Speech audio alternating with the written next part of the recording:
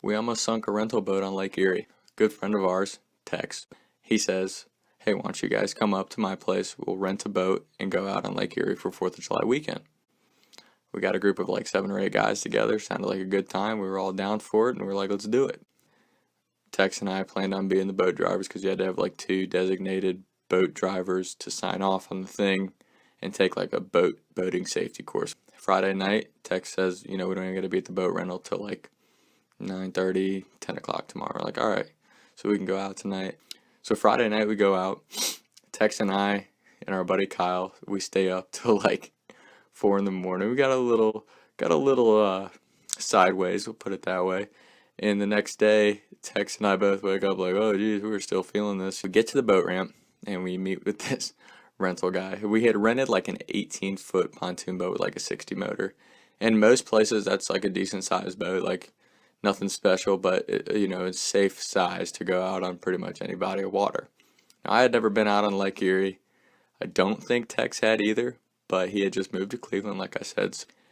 So it starts out with this boater safety test that Tex and I have to take.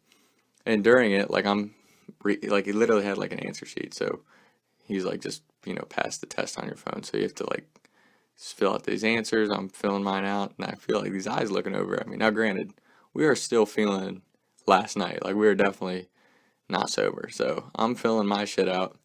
I look over, and Tex is looking at my thing like, hey, what's the answer for this?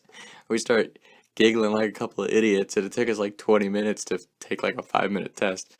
So after that, like 7 of us get on the boat, and we turn to go out towards the open water. Well, the rental guy tells us that there's like this like drawbridge gate thing they have to wait at in this like man-made river like / bay for it to open, and then you go out. So we're idling in front of this like massive metal thing, and as we get to the gate, you start to look around, and I'm like, I was driving, and I'm like, every boat is bigger than us, like significantly bigger, like the 2 or 3 story boats, open ocean sized boats. And I'm like, and we're on this little raggedy pontoon with like a taped together vinyl that comes up. Like, it was just kind of a shitty boat. And we're all packed on it, so it kind of like, already weighed down a little bit. And I'm like, fuck, like all these boats are way bigger than us. And as the drawbridge comes up and we start going, we're getting thrown all over the place by these boats. But in my head, I'm like, it'll be better once we get out past all these big boats, get out to the open water, it'll be good. So we get out past the drawbridge, and these big ass boats again are just like throwing us, like our little pontoons getting slammed all over the place. And then we get to this like bay area right by like First Energy Stadium, the Brown Stadium. There's these like sea walls, like retaining walls. So we're like, we got to go out past these walls, get to the open water. So we're getting thrown around, like we're getting thrown back and forth, trying to keep us straight. We're getting slammed up and down, like it's rough. And, nothing too worrisome because we're thinking it's just because of the boats.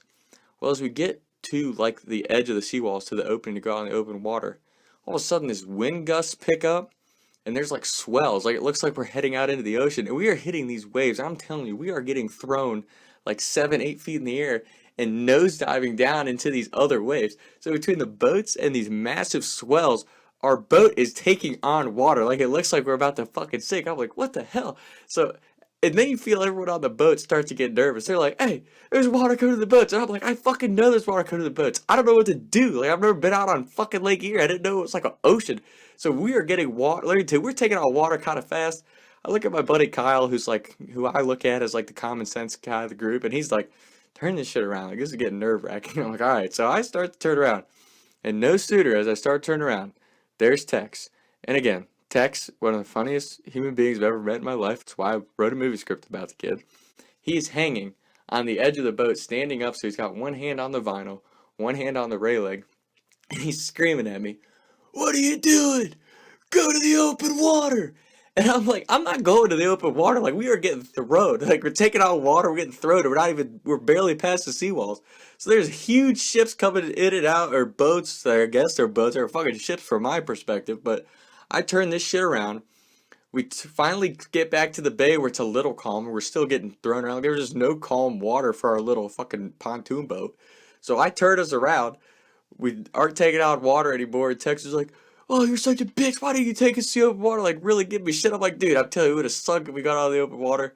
Not 5 minutes after our conversation, he gets a call from the rental guy. He's like, "Hey, don't go out on the open water. Was that you guys in the blue?" We're like, "Yeah." He's like, "Don't go out on the open water. It's a really windy day. We're not going to be safe. You're not going to be safe out there." We're like, oh, shit, how are we supposed to know? You didn't tell us that ahead of time. We're back in the bay, just trying to like hang out and like make the most of being stuck in the bay. Like, we had this image in our head, at least Kyle and I had this image in our heads of like the awesome pull up to like a boat tailgate. Everyone's like swimming in the water, drinking beers, like socializing. That's what we were looking forward to. It was not that at all. It's like these big cargo ships, like 3-level boats, like way fancier than ours. Like, it was just not what we were expecting. But we're like, we got to make the most of it, right? So we're in this nasty ass water on the edge of Cleveland. And out of everyone there, Tex is the first one. He has these little inflatables, like the little floaty things that you sit on. But he didn't blow any of them up. So he's blowing them up. He tosses them out there. And here's the stupidest thing. The rental company said we couldn't turn the boat off. So Tex gets his inflatables blown up. So we're idling. You can't drop anchor either. So you can't turn the boat off. You can't drop anchor. Probably because it was a shitty boat and it wouldn't have started. But we're in the boat, and Tex jumps off with his floaty, and he starts swaying away. Well, there's these it's like big boat traffic. There's huge boats coming in, back and forth, back and forth. So Tex ends up getting thrown by their wake, drifts way out in the middle of everything, and you just see Tex with a Bud Light and his little floaty that he just blew up 5 minutes ago out in the middle of all these huge boats going back and forth. So it was honestly like just hilarious to watch. And eventually, we get him back, and he's like, "Let me drive." I'm like, "That's fine." So we get him back on to drive, and the first thing he does is full throttle slam the boat down into drive, whips it to the left. He about throws a couple guys off the boat, and everyone's like, "Whoa, whoa, whoa." Like, he damn near almost flips the boat, because between the wake and him whipping us like that, we damn near almost flipped the pontoon over. So then after that, everyone's like, "Top, you drive again." So I drive us back. We damn near sink again because of all the boat traffic throwing these huge ass waves at us. But we finally get back into like the Bay of Cleveland. We rode around the river the rest of the day, but that was quite the adventure. And to top it all off, later that night, we go to the bar. Tex, when he gets drunk, is just a dick. So at the end of the night, Kyle, Tex, and I were all staying at Tex's place. We're trying to order an Uber back. So Kyle's like, "Why don't you order a Lyft?" Tex is like, "Yeah, it's fine. I'll order a Lyft." We are sitting on the side of this parking lot. Bars are all closed for like 15, 20 minutes. And then Kyle's like, "Damn, that Lyft's taking a long time." And Tex goes, "What the fuck are you talking about? I didn't order no fucking Lyft." So Kyle's pissed. I have to break up an argument between Kyle and Tex. Kyle ends up ordering us an Uber. And now Tex is in the Uber after again another 30-minute wait. So it's like 2:33 in the morning. We still haven't gotten back to the apartment. We're riding back to Texas in the Uber, and all of a sudden, Tex, who had passed out in the back seat, starts going, and tries to get out of the car at a red light. Kyle grabs Tex, slams him back down in the seat, says, "Don't you dare get out of this fucking car, and if you puke in this Uber, I'm gonna fucking kill you."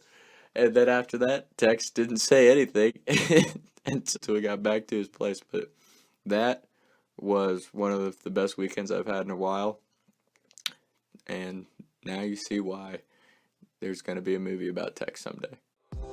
I was riding around town thinking to myself, is it gonna get easier? I'll be up in a way of the street and paper, I can't even breathe no more. What's it to me? What can I see? Taking shots by the lake till I can't even